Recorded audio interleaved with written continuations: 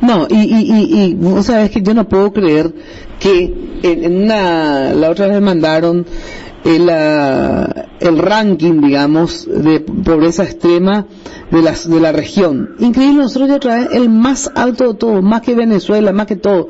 ¿Cómo se explica? Por 9 puntos y algo era el nuestro, 7 y pico, no tengo acá nomás el celular, está cargando. 7 y pico era Venezuela, 7.2.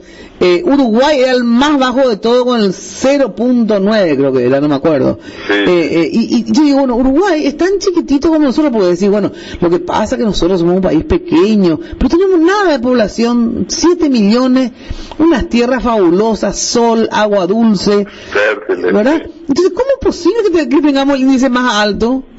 ¿Cómo es posible? Porque las políticas públicas, Mina, no se concentran en lo fundamental.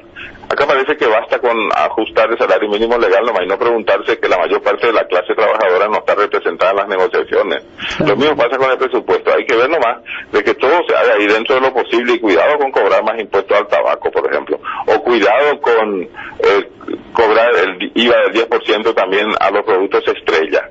Ese tipo de cosas, ¿verdad? Elementables. La evasión sigue siendo 40% de la recaudación estimada. De forma que, ¿cómo en esas condiciones claro. Hacienda no va a tener dificultades si es que el ministro de Hacienda no tiene poderes para hacer las reformas que deberían hacerse? Y el Poder Ejecutivo, si las tiene, no se ve que tenga, ¿verdad? Es decir, disimula muy bien sus virtudes, ¿no?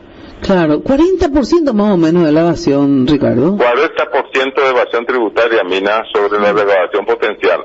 Y aparte de eso, tenemos impuestos tan bajos, está bien, eso puede ser muy atractivo, pero por lo menos que paguen todos los impuestos, ¿verdad?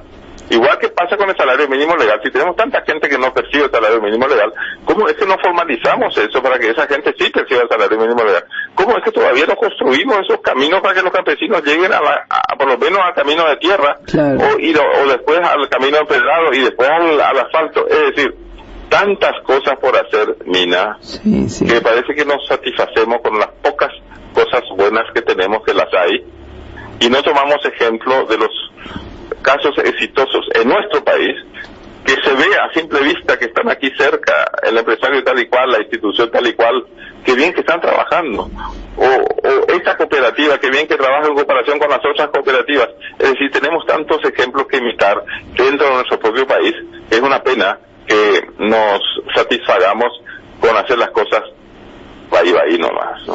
Bueno, en síntesis, entonces vos crees que tendría que haber un IPC, más IPC creíbles, y en base a eso, ¿qué hacemos entonces? Con esta, ponemos 5, ponemos 7, ponemos qué base.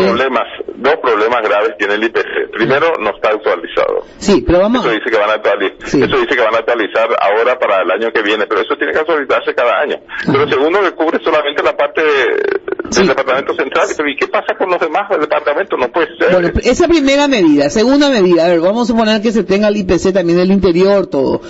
A ver, para que no cree problema en este sector que decíamos y el tema de inflación, ¿cómo hacemos el índice del salario mínimo? A ver, ¿hacemos cada 10? Yo creo que cada departamento debe tener su índice y se deben otorgar aumentos anuales de salario mínimo legal y no aumentar más sustancialmente el salario mínimo que no es pagado precisamente porque es alto, ¿verdad? Y empezar a pagar por desempeño. Es decir, no dejar de pagar a la gente que trabaja bien, pero hacerlo en carácter de remuneración por aumento de productividad, es decir, se trabaja mejor, entonces se paga por eso, pero no automáticamente así cada año salario mínimo. Eso debe ser algo así como básico, por eso llevan el nombre de salario mínimo, pero debe ser pagado, porque si no es otra vez ya vuelve aire y decimos tenemos salario mínimo legal que es más alto que las regiones pobres de Brasil, pero resulta que acá no se cumple. En las regiones más pobres de Brasil. Ahora, ese índice que vos decís, bueno, cada año, vamos a suponer que tengamos unos IPCs buenos, cada año que se haga el reajuste de ese salario mínimo.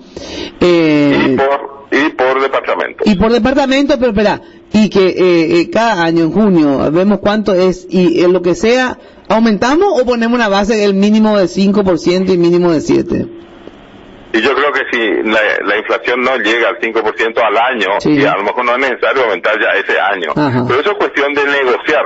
Lo que pasa es que el negocio siempre es solamente con los afortunados de la clase trabajadora. Los que tienen un empleo estable y perciben un salario mínimo o más. Hay que negociar también con los otros, con los que no reciben el salario mínimo y con los que están desempleados. Por eso digo, lo primero que hay que hacer es creación masiva de puestos de trabajo también para mano de obra calificada, y después actualizar los índices de precios al consumidor a cada año y tenerlos por cada departamento, y que eso se realice en forma anual. Y es ya cuestión de negociar si se aumenta a partir del 2% de inflación o del 5% de inflación, pero hay que hacerlo solo anualmente y brindarle a la Oficina de Defensa del Consumidor del Ministerio de Industria y Comercio presupuesto y recursos humanos suficientes para que ellos puedan controlar la marcación artificial de precios por encima del aumento de la tasa de inflación.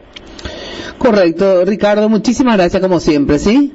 Ha sido un gusto. Doctor Ricardo Rodríguez Silvero, sobre el tema de la discusión de salario mínimo.